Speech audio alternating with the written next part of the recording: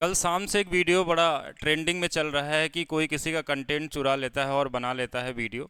लेकिन इसमें गलत क्या है? अगर कोई किसी का कंटेंट कहीं से उठा के पढ़ाता है तो इसमें फ़ायदा किसका होता है? कहीं ना कहीं बच्चों का होता है। अगर कोई नई चीज़ बच्चों को मिलती है तो इसमें टीचर को तो कोई नुकसान नहीं होता है। नुकसान एक ही हो सकता है कि देखिए बच्चे इसमें बीच में आते हैं, वो क्या करते हैं कि कई बहुत सारे यूट्यूब ऐसे छोटे छोटे टीचर हैं जो काफ़ी अच्छा कंटेंट बनाते हैं और नए नए ट्रिक्स बनाते हैं, नए नए अप्रोच बनाते हैं। उसमें क्या होते हैं, कुछ ऐसे टीचर होते हैं जो कंटेंट वहाँ से लेते हैं और क्वेश्चन बना लेते हैं, और उसके बाद कोई प्रॉब्लम नहीं आती। प्रॉब्लम आती है उन बच्चों से जो ज़्यादा लोगों को जानते हैं, जो जिस टीचर के ज़्यादा क्या होते हैं कि व्यू आते हैं या ज़्यादा लोग उनको एक पहचानते हैं यूट्यूब पे। तो उनके वीडियो देखने के बाद बच्चे जो दूसरे वाले टीचर होते हैं वहाँ जाके कमेंट करते हैं कि हाँ ये तो सर का कंटेंट था, आपने पढ़ा दिया। तो उस पर उस टीचर को दुख होता है जो कि उसको बनाया हुआ है। जैसे मैं बात करूं तो मैंने 2015 में एक क्वेश्चन बड़ा उस समय का वायरल हुआ था, आज भी पूछा जाता है आपके एग्जाम में। ये ट्रिक मैंने 2015 में बनाया। इस क्वेश्चन को बेसिक सोल्यूशन अगर बुक या कहीं से भी आप लगाते हैं तो ये मिनिमम ये मान के चलिएगा कि इसका सोल्यूशन एक पेज या आधा पेज में निकलता है। और अगर आपका ये एक सेकेंड में बनने लग जाए तो अगर इस ट्रिक को कोई भी पढ़ा दिया, मेरे वीडियो से जितने लोगों ने भी वीडियो बनाया, आज तक मैंने कभी किसी को कंप्लेन नहीं किया। हम चाहते हैं कि बच्चों का फायदा हो। ठीक है, बच्चों का फायदा कैसे हो सकता है? कोई भी पढ़ा ले, क्या ही फर्क पड़ता है? नाम भी ले ले तो कोई फर्क नहीं पड़ता है। अगर क्रेडिट देना चाहे ना देना चाहे, इससे कोई फर्क नहीं होता है। ओवरऑल क्या होना चाहिए, स्टूडेंट का फायदा होना चाहिए अगर उनके किसी क्वेश्चन से बेहतर हो रहा है। बाकी इसमें बच्चों को भी समझना चाहिए कि किस वीडियो पे क्या कमेंट करना चाहिए, या कोई भी टीचर अगर पढ़ा रहा है तो कहाँ से क्या चीज़ें हो सकती हैं। बाकी हम मानते हैं कि मोहित गोयल सर को हर्ट हुआ होगा, लेकिन इस तरीके से उनको भी नहीं करना चाहिए कि आप पूरी तरीके से एक विरोध कर दें। लेकिन हाँ, कॉमन चीज़ का ओवरऑल रिजल्ट यही निकलना चाहिए कि हमको ट्रिक पता होना चाहिए। जैसे इस क्वेश्चन पे मैं बात करता हूँ, ये ट्रिक मैंने 2015 में बनाई थी। आप इसको लगा के देख लीजिएगा किसी भी तरीके से। अगर इसका आंसर आपको एक सेकंड में चाहिए तो आपको क्या करना है कि जो वैल्यू ये दिया हुआ है इसी का आधा कर लेना है, एक दो और एक दो में बांट लेंगे, और एक के साथ प्लस लिख लीजिए, एक के साथ माइनस लिख लीजिए, और इन्हीं दोनों का स्क्वायर करके एक घटा लेना। दो का स्क्वायर कितना होगा? चार। एक घटा लेंगे तो तीन आ जाएगा और रूट में आ जाएगा, और ये वाला भी रूट में। मतलब जो चीज़ 2-3 सेकंड का है, अगर इसको मान लीजिए बच्चे जान ही जाएंगे तो क्या ही फर्क पड़ता है? उससे कहीं ना कहीं फायदा किसको होगा? स्टूडेंट को होगा। अगर कंपटीशन करना ही है तो आप अगर दो टीचर कंपटीशन करना भी चाहते हैं तो इसमें बच्चों के फायदे के लिए कंपटीशन करें, यानी कि फी में कंपटीशन करें कि कम से कम फी में कौन पढ़ा सकता है। ठीक है, इसमें चैलेंज होना चाहिए जिससे बच्चों का क्या हो कि कहीं ना कहीं उनको पढ़ने का फायदा मिले। देखिए बच्चे किसी एक टीचर से नहीं पढ़ सकते हैं, उनको सारे के सारे टीचर चाहिए। किसी को किसी का समझ में आता है, सबका अपना अपना क्या है, चॉइस है कि किसका किसको वीडियो समझ में आ जाए।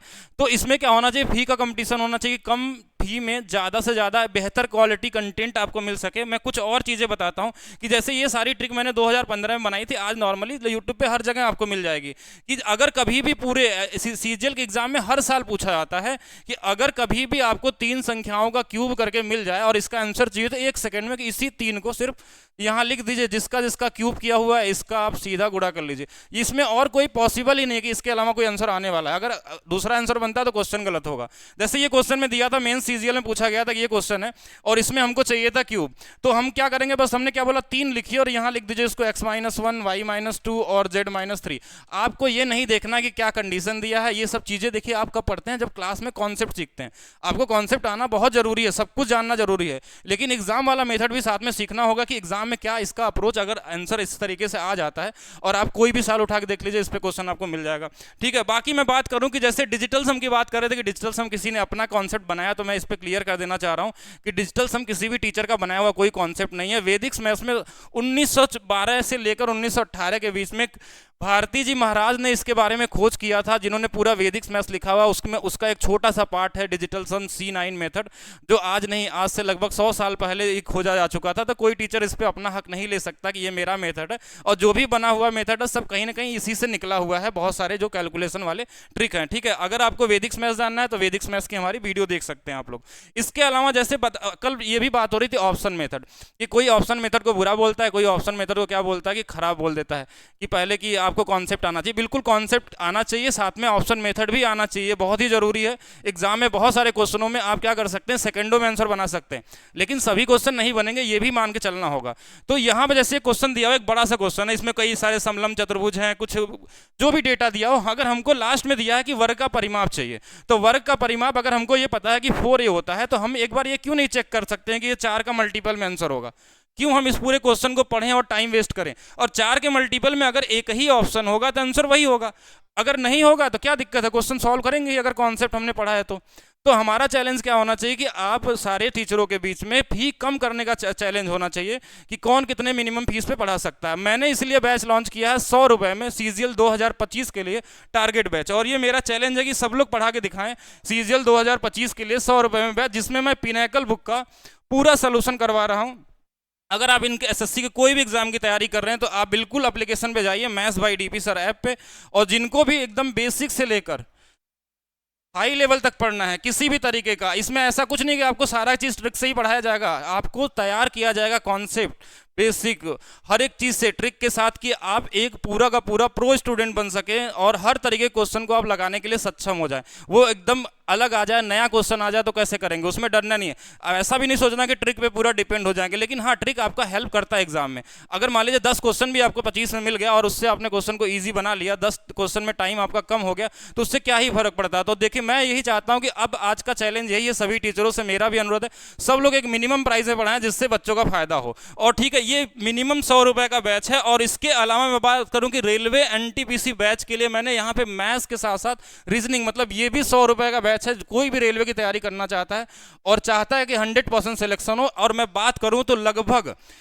1000 से ज़्यादा बच्चे पिछले बार एनटीपीसी में हमारे यहाँ से सेलेक्ट हुए थे। इसकी वीडियो मैंने अलग से बना के डाली और सारे बच्चों का रिकॉर्ड है वहाँ पे, आप देख सकते हैं सिर्फ, और पूरे मार्क्स के साथ ला सकते हैं। सारे स्टूडेंट नहीं ला सकते, लेकिन अगर कोई पढ़ने वाला स्टूडेंट है तो पूरे के पूरे मार्क्स ला सकते हैं, 30 में 30, 35 में 35। आप इसके क्लास का अगर आप एक टॉपिक पढ़ लेंगे ना तो आपको अपना लेवल पता चल जाएगा किस तरीके से हमको क्वेश्चन बनाना है, कैसे आपको जज करना है। बाकी हम लोग बात करेंगे बाकी नेक्स्ट वीडियो में, ज़्यादा लंबी वीडियो हम नहीं करना चाहते हैं। हमारा बस ओवरऑल यही मोटो है कि कोई भी ट्रिक कोई भी टीचर बना दे, पहुंचना चाहिए बच्चों के पास, और बच्चों को भी इस चीज़ को समझना चाहिए कि जो यूट्यूब पे ज़्यादा वायरल होते हैं, अगर कोई चीज़ पढ़ा रहे हैं तो ज़रूरी नहीं है कि वो कहीं से ही बना होगा। अगर कोई दूसरा ही पढ़ा रहा हो सकता है कहीं से किसी का भी कोई चीज़ लिया गया हो, इसके बारे में मुझे ज़्यादा नहीं जानकारी होती कि कौन किसका पढ़ा रहा है, लेकिन अगर कोई कहीं से भी पढ़ा रहा हो इस पर कोई तरीके का कंट्रोवर्सी तो नहीं होना चाहिए, ठीक है। कंट्रोवर्सी होने का मतलब है कहीं ना कहीं बच्चों का नुकसान होता है। तो ओवरऑल आपको अगर आपको चाहिए मैथ्स का बहुत ही यूनिक सोल्यूशन तो बिल्कुल आप हमारे चैनल को देखिए। इसमें लगभग मैंने 25 से ज़्यादा ट्रिक के वीडियो डाले हैं। अगर आप उस 25 वीडियो को देखते हैं और सीजीएल का एग्जाम स्टार्ट होने वाला है तो आप देखने जाएंगे हर एक पेपर में आपको 4-5 क्वेश्चन उन 2 से ढाई घंटे के वीडियो से आपको निकल आएंगे। और निकलने का मतलब ऐसे नहीं निकलेगा, सिर्फ ऑप्शन लगाएंगे और टिक करेंगे और आपका आंसर आ जाएगा।